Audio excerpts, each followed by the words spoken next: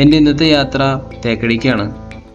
തേക്കടിയിൽ KTDCക്ക് ഒരു പ്രോപ്പർട്ടി ഉണ്ട്, പെരിയാർ ഹൗസ് എന്ന് പറഞ്ഞ്. നല്ലൊരു റിസോർട്ടാണ് അത് ശരിക്കും. അത് കാടിൻ്റെ നടുക്കാണ് ഈ റിസോർട്ട് ഇരിക്കുന്നത്. അതുകൊണ്ട് തന്നെ വൈൽഡ് അനിമൽ മൂവ്മെൻറ്റ്സ് നല്ല രീതിയിലുണ്ടായിരുന്നു.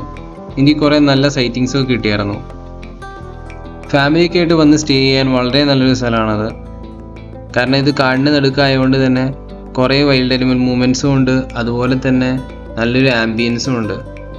പിന്നെ ബോട്ട് ലാൻഡിങ് പോയിന്റ് അടുത്തായതുകൊണ്ട് തന്നെ നമുക്ക് ഇവിടെ നിന്ന് ബോട്ടിങ്ങിന് പോകാനും വളരെ എളുപ്പമാണ്. അപ്പോൾ ഞാൻ ബോട്ടിങ്ങിന് പോയപ്പോൾ എനിക്ക് കുറേ നല്ല വിഷ്വൽസും കിട്ടിയായിരുന്നു. അതും ഞാൻ ഈ വ്ളോഗിൻ്റെ അകത്ത് ഇൻക്ലൂഡ് ചെയ്തിട്ടുണ്ട്. എനിക്ക് തേക്കടിയിൽ വന്നിട്ട് ഏറ്റവും കൂടുതൽ സൈറ്റിങ്സ് കിട്ടിയ ഒരു യാത്രയും കൂടിയാണത്. അതുകൊണ്ട് തന്നെ എനിക്ക് നല്ല രീതിയിൽ വിഷ്വൽസൊക്കെ എനിക്ക് ഈ വ്ളോഗിൽ ഇൻക്ലൂഡ് ചെയ്യാൻ പറ്റിയിട്ടുണ്ട്. നിങ്ങൾക്ക് എല്ലാവർക്കും ഈ വ്ളോഗ് ഇഷ്ടമാവുമെന്ന് പ്രതീക്ഷിക്കുന്നു.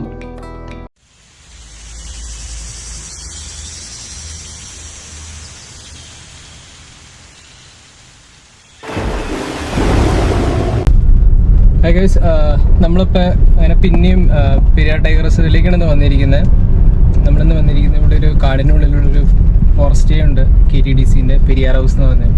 അപ്പോൾ ഇന്ന് അവിടെ ഒരു സ്റ്റേക്ക് ആയിട്ടാണ് നമ്മൾ വന്നിരിക്കുന്നത്.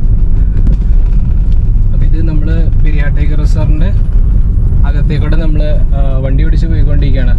ഇവിടെ സ്റ്റേ, അതായത് ഈ KTDCൻ്റെ പ്രോപ്പർട്ടിയിൽ സ്റ്റേ ഉള്ളവരോ അല്ലെങ്കിൽ ഇവിടെ പെരിയാർ ടൈഗർ റിസർവിൽ എന്തെങ്കിലും ആക്ടിവിറ്റി പാക്കേജോ ട്രക്കിങ്ങോ അങ്ങനെ എന്തെങ്കിലുമൊക്കെ വന്നിട്ടുണ്ടെങ്കിൽ മാത്രമേ നമുക്ക് അകത്തേക്ക് പ്രവേശനമുള്ളൂ, അല്ലെങ്കിൽ അകത്തേക്ക് വരാൻ പറ്റില്ല. ആ വരുന്ന ബസ്സാണ് നമ്മളെ ബോട്ട് ലാൻഡിങ് പോയിന്റിലേക്ക് കൊണ്ടുവന്നത്. അതായത് ടൈഗർ റിസർവിൻ്റെ പുറത്തുനിന്ന് ബാംബൂ ഗ്രൂവിൻ്റെ അവിടെ ഒരു കാർ പാർക്കിംഗ് ഏരിയ ഉണ്ട്. അവിടെ നിന്നാണ് ഈ ബസ്, വനംവകുപ്പിൻ്റെ ബസ്സാണത്. അതിന് മാത്രമേ പ്രവേശനമുള്ളൂ ടൈഗർ റിസർവിൻ്റെ അകത്തേക്ക്. അപ്പോൾ ആ ബസ് അവിടെ നിന്ന് പാർക്കിംഗ് ഏരിയയിൽ നിന്ന് നമ്മൾ ടൂറിസ്റ്റുകൾ നേരെ ബോട്ട് ലാൻഡിങ്ങിലേക്ക് എത്തിക്കും. അപ്പോൾ നിങ്ങൾ ബോട്ടിങ്ങിന് വേണ്ടി പെരിയാർ ടൈഗർ റിസർവ് വരുന്നവരാണെങ്കിൽ, തേക്കടിയിൽ ബോട്ടിംഗ് ഒക്കെ ആയിട്ട് വരുന്നവരാണെങ്കിൽ ആ ബസ്സിൽ കയറി നിങ്ങൾക്ക് ഇവിടേക്ക് വരാൻ പറ്റുള്ളൂ. പെരിയാർ ടൈഗർ റിസർവിൻ്റെ എൻട്രൻസ് ഗേറ്റ് തുടങ്ങി നമുക്ക് ഈ ബോട്ട് ലാൻഡിങ് വരെ പോകുന്ന വഴി വരുന്ന ഈ റോഡുണ്ടല്ലോ, ഇതിലൂടെയുള്ള ഡ്രൈവ് ഒരു രക്ഷയില്ലാത്ത ഡ്രൈവാണ്. നമുക്ക് റോഡിൻ്റെ രണ്ട് സൈഡും നല്ല അടിപൊളിയായിട്ട് കാട് കാണാൻ പറ്റും. ചിലപ്പോഴൊക്കെ മിക്കപ്പോഴും നമുക്ക് വൈൽഡ് അനിമൽസിനെ സ്പോട്ട് ചെയ്യാനും പറ്റും ഈ പോകുന്ന വഴി. മ്ലാവോ മാനോ അല്ലെങ്കിൽ ചിലപ്പോൾ ആനയൊക്കെ ഉണ്ടാവും ഈ വഴിക്ക്. അങ്ങനെ നമ്മൾ റിസോർട്ട് എത്തി. ഇതാണ് പെരിയാർ ഹൗസ്. നമ്മുടെ തേക്കടി ബോട്ട് ലാൻഡിങ് പോയിന്റ് കുറച്ച് മുന്നായിട്ടാണ്, അധികം ദൂരമില്ല, ഒരു 10-200 മീറ്റർ ദൂരത്ത് തന്നെയാണ് ഈ പെരിയാർ ഹൗസ് എന്ന് പറഞ്ഞ റിസോർട്ട് ഇരിക്കുന്നത്. കണ്ടോ, ഇവിടെ ട്രഞ്ചൊക്കെ ഉണ്ട് നമ്മൾ കയറി വരുന്ന വഴിക്ക്. കണ്ടോ, നല്ല പഴയൊരു ബ്രിട്ടീഷ് ബംഗ്ലാവ് സെറ്റപ്പൊക്കെയാണ് അത്. കണ്ടോ, ഞാൻ ആദ്യം വണ്ടി ഇത് പാർക്ക് ചെയ്തിട്ട് എന്നിട്ട് ബാക്കിയുള്ള കഥകൾ ഞാൻ പറയാം. അപ്പോൾ ഗൈസ്, നമ്മളങ്ങനെ പെരിയാർ ഹൗസിലെത്തിയിട്ടുണ്ട്. എൻ്റെ ഒരു കുറേ നാളത്തെ ആഗ്രഹമായിരുന്നു ഇവിടെ പെരിയാർ ഹൗസിൻ്റെ ഒരു വ്ളോഗ് ഇതിനെ കാണിച്ചു തരണമെന്ന്. ഞാനിവിടെ പല പ്രാവശ്യം സ്റ്റേ എടുത്തിട്ടുണ്ട് വന്ന്. നല്ല ഭംഗിയുള്ള സ്ഥലമാണ്. നമുക്ക് പെരിയാർ ടൈഗർ റിസർവിൻ്റെ അകത്ത് തേക്കടി, അതായത് തേക്കടി എക്സാക്ട്ലി തേക്കടിക്ക് വരുമ്പോൾ നമുക്ക് ഏറ്റവും നല്ല സ്റ്റേ എടുക്കാൻ പറ്റിയൊരു നല്ല പ്രോപ്പർട്ടിയാണ്. KTDCൻ്റെയാണ്. നിങ്ങൾ ചുറ്റുമുള്ള വിഷ്വൽസ് കണ്ടോ, അവിടെ നല്ല അടിപൊളി കാടിൻ്റെ ഒരു ആംബിയൻസ് തന്നെയാണ് ചുറ്റും. അപ്പോൾ കുട്ടികൾക്ക് പറ്റിയ പാർക്കൊക്കെ ഉണ്ട്. ഫാമിലിയൊക്കെ ആയിട്ട് നിങ്ങൾ വരുന്ന ആണെങ്കിൽ നിങ്ങൾക്ക് എന്തായാലും നല്ലൊരു സ്റ്റേ ആണ് തേക്കടിയിൽ. ഇവിടെ നിന്ന് ആ കാണുന്ന റോഡിൽ കുറച്ചും കൂടെ അങ്ങ് പോയി കഴിഞ്ഞാൽ ഒരു 100-150 മീറ്റർ കഷ്ടി ഉണ്ടാവുള്ളൂ ബോട്ട് ലാൻഡിങ്ങിലേക്ക്. ഇവിടെ നിന്ന് നടന്നു പോകുന്നുള്ളൂ. അതിൻ്റെ ഇടയിൽ തന്നെ ഒരു ആമ പാർക്കുന്ന സ്ഥലം കൂടിയുണ്ട്. നിങ്ങൾക്ക് നല്ല ഫോട്ടോസും സെൽഫീസൊക്കെ എടുക്കാൻ പറ്റിയ നല്ലൊരു സ്പോട്ടാണ്. നല്ല ആംബിയൻസിലാണ്. ഈ റിസോർട്ടിൻ്റെ ഫ്രണ്ടിൽ തന്നെ ഒരു ബ്യൂട്ടിഫുൾ ആയിട്ടൊരു ഗാർഡൻ അവർ സെറ്റ് ചെയ്തിട്ടുണ്ട്. അതുപോലെ തന്നെ കുട്ടികൾക്കുള്ള പ്ലേ ഏരിയ ഉണ്ട്. ഇത് ശരിക്കും ഒരു ഫാമിലി ആയിട്ടൊക്കെ വന്ന് സ്റ്റേ ചെയ്യാൻ പറ്റിയ നല്ലൊരു ആംബിയൻസ് തന്നെ ഇവിടെയുണ്ട്. പിന്നെ ഇത് ഒരു കാടിൻ്റെ നടുക്കുള്ളൊരു റിസോർട്ടും കൂടി ആയതുകൊണ്ട് തന്നെ അതിൻ്റേതായ കുറേ നിയമങ്ങളൊക്കെ ഇവിടെ എഴുതി വെച്ചിട്ടുണ്ട്. ഇപ്പോൾ ഫോർ എക്സാമ്പിൾ ഇവിടെ എഴുതിയിരിക്കുന്ന no entry exit after 5:30 to morning 6:30 AM. 4-4.5 മണിക്കൂറിനടുത്ത് ഡ്രൈവ് തന്നെ ഉണ്ടായിരുന്നു. അവിടെ നിന്ന് ഒരു 150 കൂടുതൽ കിലോമീറ്റർ ഡ്രൈവ് ചെയ്തിട്ടുണ്ട്. അതുകൊണ്ട് തന്നെ പോയിട്ട് ജസ്റ്റ് ഒന്ന് ഫ്രഷപ്പ് ആയി ഒന്ന് ചെറിയൊരു റെസ്റ്റൊക്കെ എടുത്തിട്ട് നമുക്കൊരു ബോട്ടിങ് കഴിഞ്ഞ് പോകാൻ പറ്റുമെന്ന് നോക്കട്ടെ. ലഞ്ച് കഴിച്ചിട്ട് ഒരു ബോട്ടിങ്ങിന് പോകണമെന്നുണ്ട്.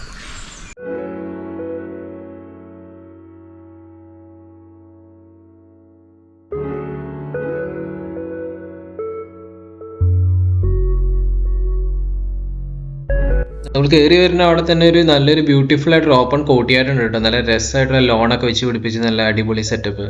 രണ്ട് സൈഡും നല്ല രസമാണ് കാണാൻ. നമ്മൾ റൂം വരുന്നത് ഫസ്റ്റ് ഫ്ലോറിലാണ്. ഞാൻ മുകളിലേക്ക് പോയിട്ട് വിഷ്വൽസ് കാണിച്ചു തരാം.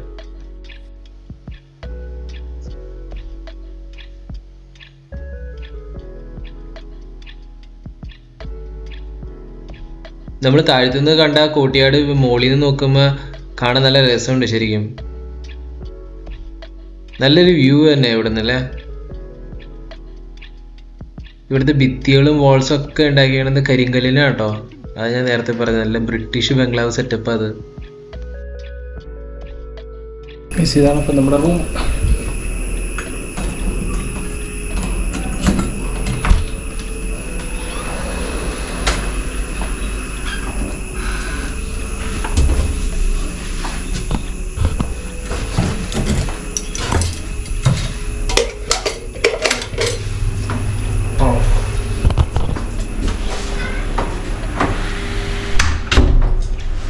ഇതാണ് നമ്മുടെ പിരിയർ ഹൗസിലെ റൂം.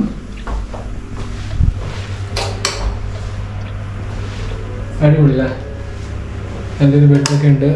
നമുക്ക് നല്ലൊരു മിററൊക്കെ ഉണ്ട്.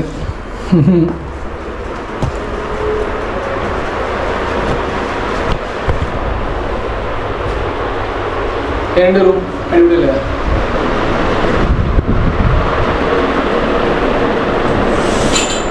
വാവ്, നേരെ പുറത്തേക്ക് നല്ല അടിപൊളി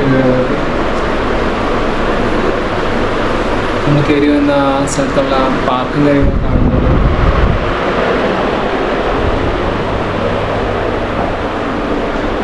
വാഷ്റൂം,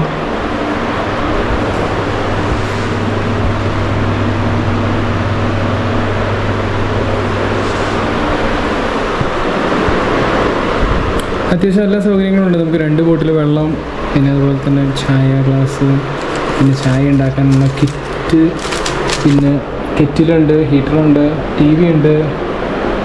അത്യാവശ്യം നല്ലൊരു സൗകര്യം തന്നെയുള്ളൊരു റിസോർട്ട് തന്നെയാണത്. KTDCൻ്റെ റിയലി അപ്രീഷിയേറ്റ് ചെയ്യാൻ എനിക്ക് ഇവിടുത്തെ ഏറ്റവും ഇഷ്ടപ്പെടുന്ന ഒരു കാര്യം അതാണ്. ഇവിടെ നല്ല എമ്യൂണിറ്റീസൊക്കെ ഉണ്ട്. ഇപ്പോൾ ഒരു ടൂറിസം ആസ്പെക്റ്റിലൊക്കെ വെച്ച് നോക്കുമ്പോൾ ഇങ്ങനെയുള്ള സൗകര്യങ്ങളൊക്കെ ഉണ്ടാകുന്നത് വളരെ നല്ലത്. കബോർഡും കാര്യങ്ങളും, ഈ വാഷ്റൂം ആയാലും നല്ല ഒരു സൗകര്യങ്ങളൊക്കെയുള്ള വാഷ്റൂം തന്നെയാണ്. നമ്മൾ ആക്ച്വലി ഒരു ചെക്ക് ഇൻ ചെയ്ത് വന്ന സമയത്ത് നമുക്ക് ലഞ്ച് നമ്മൾ കഴിച്ചിട്ടുണ്ടായിരുന്നില്ല. അപ്പോൾ ഓൺ ദ വേന്ന് ലഞ്ച് കഴിച്ചില്ല, ഇവിടെ വന്നിട്ട് കഴിക്കാമെന്ന് ചോദിച്ചു. അപ്പോൾ നമ്മൾ ലഞ്ച് ഇവിടെ റെസ്റ്റോറൻ്റ് ഉണ്ട്, ലഞ്ച് പറഞ്ഞിട്ടുണ്ട്. അപ്പോൾ മെയിൻലി നമുക്ക് ബ്രേക്ക്ഫാസ്റ്റാണ് നമുക്ക് കോംപ്ലിമെൻ്ററി ആയിട്ട് വരുന്നത്. എല്ലാ മിക്ക റിസോർട്ടുകളും ബ്രേക്ക്ഫാസ്റ്റാണ് ജനറലി കോംപ്ലിമെൻ്ററി ആയിട്ട് വരുന്നത്. ബാക്കിയുള്ളതല്ല ഫുഡ് നമ്മൾ പേയബിൾ ആയിരിക്കും. അപ്പോൾ നമ്മളിവിടെ ഇപ്പോൾ ഒരു ലഞ്ച് പറഞ്ഞിട്ടുണ്ട്, ബിരിയാണി പറഞ്ഞേക്കുന്നത്. അപ്പോൾ ഞാൻ ചെന്ന് റെഡി ആയെന്ന് അവർ പറഞ്ഞു. അപ്പോൾ ഞാൻ പോയി കഴിക്കാൻ പോണേ. അങ്ങനെ ഞാൻ താഴത്ത് ഗ്രൗണ്ട് ഫ്ലോറിലേക്ക് തിരിച്ചു വന്നു. ഇവിടെ നമ്മൾ കയറി വരുന്ന തന്നെ നേരത്തെ ആ കോർട്ട്യാർഡൊക്കെ കാണിച്ചില്ലേ, അവിടെ അടുത്ത് തന്നെ സൈഡിലായിട്ടാണ് ഇവിടുത്തെ റെസ്റ്റോറൻറ്റ്. ഇതാണ് റെസ്റ്റോറൻറ്റ്.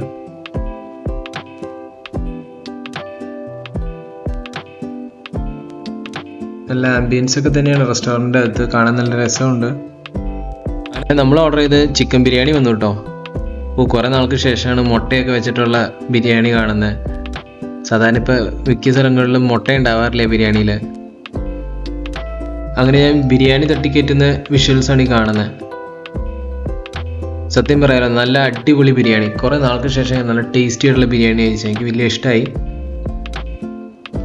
ഞാൻ നേരത്തെ കാണിച്ചിരുന്ന കോർട്ട്യാർഡൊക്കെ ഞാൻ എക്സ്പ്ലോർ ചെയ്യാൻ വേണ്ടി ഒന്ന് ഇറങ്ങിയേക്കാം ഫുഡ് കഴിച്ചിട്ട്. അപ്പോൾ ഈ റിസോർട്ടിന് ചുറ്റുമൊക്കെ നടന്ന് ഞാൻ കുറച്ച് വിഷ്വൽസൊക്കെ എടുത്ത് ഞാനിപ്പോൾ കാണിച്ചു തരാം. ഇവിടെ കണ്ടോ, ഇവിടെ ഒരു ഡാർട്ട് എറിഞ്ഞ് അമ്പും വില്ലും ഇടണ എന്തോ ഒരു പ്ലേ ഏരിയ ഉണ്ട്. അതുപോലെ ഇവിടെ ഒരു ബാസ്കറ്റ് ബോൾ കോർട്ടും ഉണ്ട്. ഇവിടെ ഒരു ഊഞ്ഞാലും ഉണ്ട്.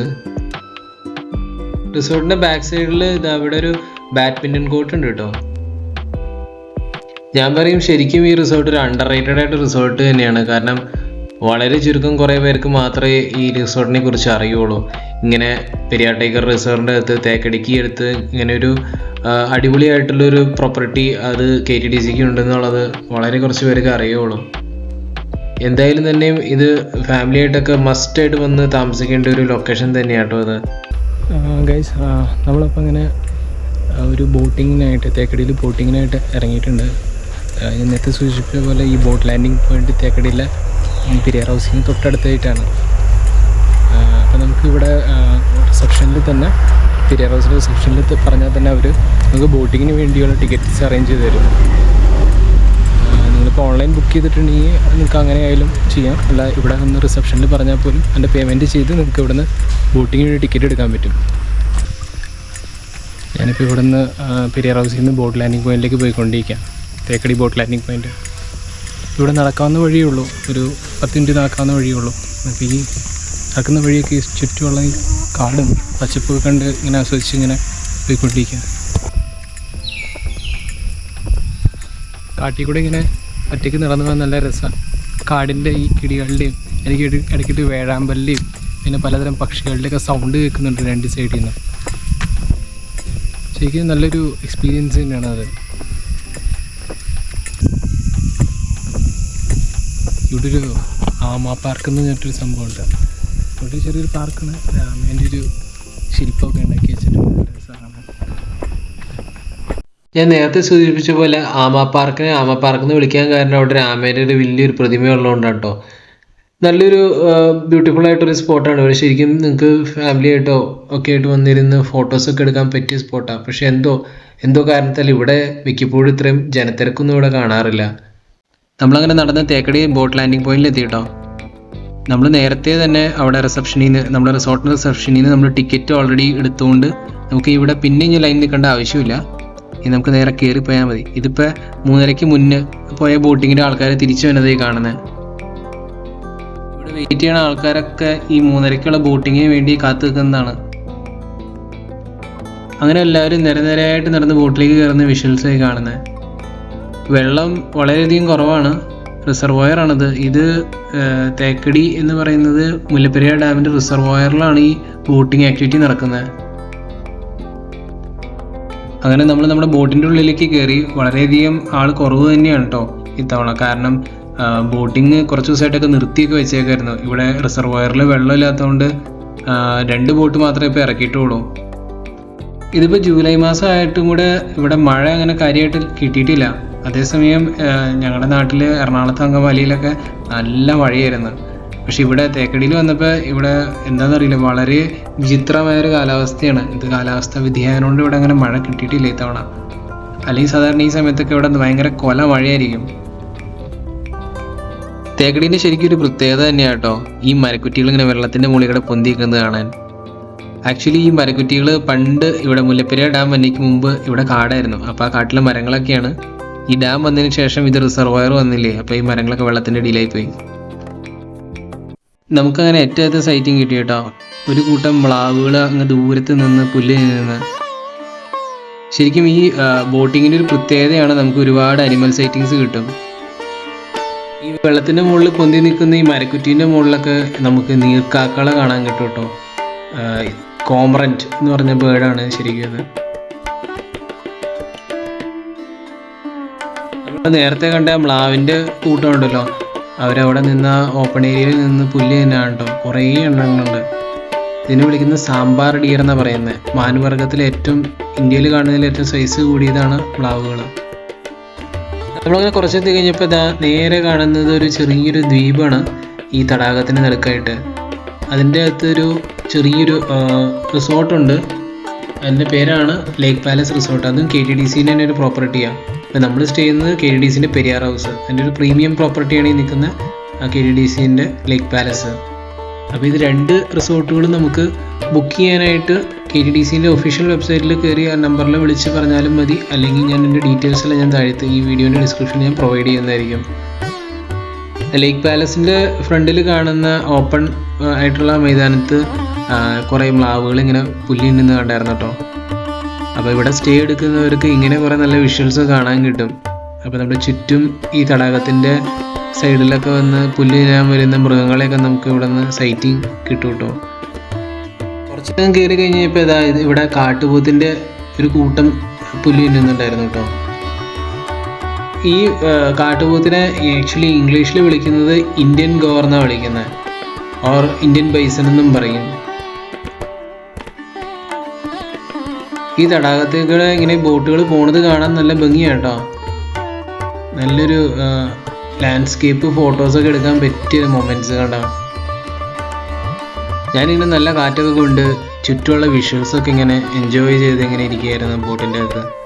ശരിക്കും ഈ തേക്കടിയിലെ ബോട്ടിങ് നമുക്ക് ഒരു രസകരമായൊരു ഫീല് തരുന്നത് നമ്മൾ ഈ ബോട്ടിങ് എൻജോയ് ചെയ്യുമ്പോഴാണ്. ശരിക്കും ഇതിൻ്റെ ഒരു ഫീല് വരുന്നതെന്ന് വെച്ചാൽ നമ്മൾ ഈ തടാകത്തേക്കൂടെ ഈ ബോട്ടിൽ ഇങ്ങനെ പോകുമ്പോൾ ചുറ്റും വരുന്ന കാറ്റ്, അതുപോലെ ഈ പച്ചപ്പ് കാഴ്ചകൾ, ഇതൊക്കെയാണ് ശരിക്കും ഈ ബോട്ടിങ്ങിൻ്റെ വലിയ രസം. അതിൻ്റെ കൂടെ കുറച്ച് സൈറ്റിങ്സും കൂടെ വരുമ്പോൾ അടിപൊളിയായി. ശരിക്കും ഈ മരക്കുറ്റികളുടെ മുകളിൽ കയറിയിരുന്ന് ഈ പോസ് ചെയ്യുന്ന നീർക്കാക്കളെ കാണാൻ ഭയങ്കര ഒരു രസമാണ് കേട്ടോ. അതുങ്ങളുടെയൊക്കെ ഫോട്ടോകളൊക്കെ എടുത്തു കഴിഞ്ഞാലോ നല്ല ഭംഗിയാണ് ശരിക്കും. ആക്ച്വലി ശരിക്കും ലോകത്തിൽ ബൈസൺ വർഗത്തിൽപ്പെട്ട മൃഗങ്ങളിൽ ഏറ്റവും വലിപ്പം കൂടിയതും ഭാരം കൂടിയതും ഇന്ത്യൻ ഗോർ തന്നെയാണ് കേട്ടോ. ഇത് ആ നിൽക്കുന്നതൊക്കെ കണ്ടോ, അത് അങ്ങനെ രണ്ട് സൈഡിലും നല്ല ഫുൾ ഗ്രോൺ ആയിട്ടുള്ള മെയിൽ ബുള്ള് നിൽക്കുന്നുണ്ട്. ഇത് ഒരു 1.5 ടണ്ണൊക്കെ വെയിറ്റ് വരും ഇതുങ്ങൾക്ക്. ഇതാ ഒരു മ്ലാവ് ഒറ്റയ്ക്ക് നിന്ന് അവിടെ പുല്ല് നിന്നു, ഒരു കൂട്ടത്തിൻ്റെ കൂടെ ഒന്നും അല്ല, ഒറ്റയ്ക്ക് പുള്ളി ഇങ്ങനെ മാറി നിന്ന് പുല്ല് നിന്നു. അപ്പോൾ ബോട്ടിലുള്ള കുറേ പേരൊക്കെ ഇങ്ങനെ പറഞ്ഞു ഇന്ന് പുള്ളീൻ്റെ കാര്യത്തിൽ തീരുമാനമാകുമെന്ന് പറഞ്ഞു. വൈകുന്നേരം സമയം 5 മണി ആവാറായി. അപ്പോൾ ഇത് ഇവിടെ ഒരു കുറച്ച് മ്ലാവിൻ്റെ കൂട്ടം ഇങ്ങനെ പയ്യെ റെസ്റ്റ് ചെയ്യുന്നുണ്ട്. അവരെനിക്ക് തന്നെ അവിടെ കിടന്ന് ഉറങ്ങാനുള്ള പരിപാടിയാണെന്ന് തോന്നുന്നു.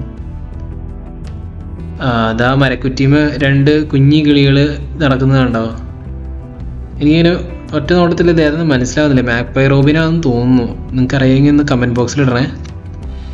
ദേ നോക്കുമ്പോൾ മരക്കുറ്റിയും ഒരു പെരുന്തിരിക്കുന്നു. ഞാൻ ജസ്റ്റ് അതിൻ്റെ ഒരു വിഷ്വൽ എടുത്ത് വന്നപ്പോഴേക്കും പുള്ളി ഒറ്റ പറക്കലൊക്കെ പറഞ്ഞു കണ്ടോ. എങ്ങനെ പുള്ളീനെ ഇങ്ങനെ ഫോളോ ചെയ്ത് ക്യാമറ പിടിച്ചുകൊണ്ടിരിക്കുക. പുള്ളി ഇങ്ങനെ വട്ടമിട്ട് ഇങ്ങനെ പറക്കുന്നുണ്ട്. പക്ഷെ നമ്മുടെ ക്യാമറയ്ക്ക് പിടി കൊടുക്കാത്ത രീതിയിൽ ഈ നല്ല സ്റ്റൈലാണ് പുള്ളി പറക്കുന്നത്.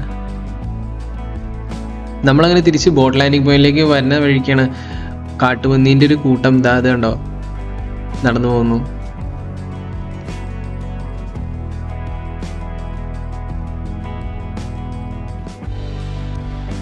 ഇതൊക്കെ ഒരു വലിയൊരു ഫാമിലി ആയിട്ടാണ് അവർ പോകുന്നത്. നല്ല രസമുണ്ട് കാണാൻ. എന്തൊരു ക്യൂട്ടാന്ന് നോക്കിയാൽ കുറേ ചെറുതുകളും വലുതുകളും ഒക്കെ ആയിട്ട്. നല്ലൊരു വിഷ്വലാട്ടോ ശരിക്കും ഇത്.